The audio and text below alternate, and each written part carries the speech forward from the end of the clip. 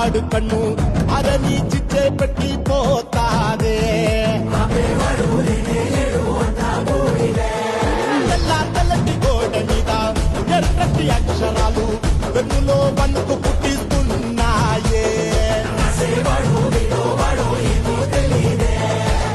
మరణం తప్పదిట ప్రతి మంగళారం చెమటలు పట్టిద్దది ఒక్కో చాబు మేళం